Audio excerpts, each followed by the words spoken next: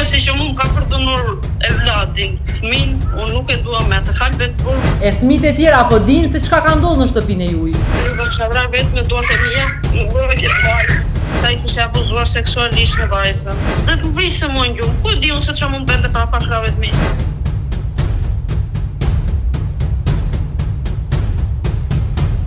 Një rast trondec dyshohet se ka ndodhur në një fshat të Patosit në Shqipëri.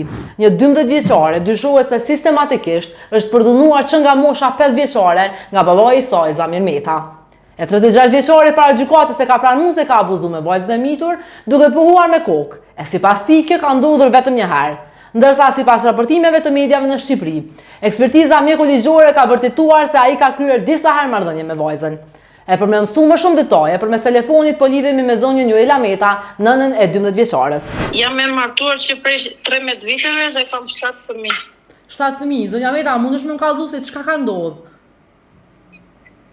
Po, në orën 4 të mëngjesit më ikën vajza e madhe nga shtëpia. Ishem duke fjet, më lajmëron vajza tjetër që mami ka ikë motra ka shtëpia. Unë se di arsye sepse më kishte ikë vajza ka shtëpia. Ngrihem, e kërkoj vajzën që prej 2 orësh në ora 4, 5 deri në 6 se gjej vajzën, lajmëroj policinë, bëj denoncimin e vajzës për zhdukjen e vajzës. Vajza ishte largur që në 4 të mëngjesit, kishte vajtë të i kopshi, nuk fliste fare vajza. Krye plaku fshatit kishte kalu aty bashkë me vajzën e vet, e kishte thënë komshia se kam një fëmijë këtu. Edhe kishte dalë krye plaku fshatit, i kishte fol vajzës nuk kishte fol as atij. Edhe ky kishte lajmëruar policinë, policia kishte ardhur dhe kishte thënë kjo vajza që kanë denoncuar prindrit. Edhe vajzën e marrin e çojnë në komisariatin e policisë, aty shkoi dhe unë bashkë me bashkëshortin. Aty na marrin në pyetje, aty ishte edhe vajza. Arsyet sepse më ishte larguar vajza, unë nuk i dija. Edhe ku më kishte vajtur, ku ishte larguar, i mora vesh më vonë se ku kishte shku vajza. Edhe arsyet pse ishte larguar vajza, atje i mora vesh në ambientin ku mbash vajza. Çka morë vesh ti zonja Meta? Mora vesh që vajza tregonte se babai i saj kishte prekur. Që babai i saj kishte abuzuar seksualisht me vajzën.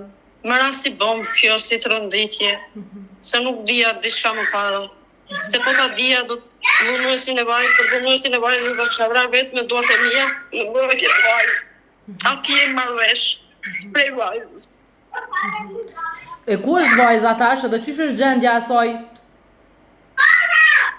Vajza tash ndodhet në Tiranë për rehabilitim, për shërim. Burri juaj, çfarë personi ka qenë? Si është sill me fëmijët e juaj, me vajzën, me ty? Po sytim, s'ka bërë gjë.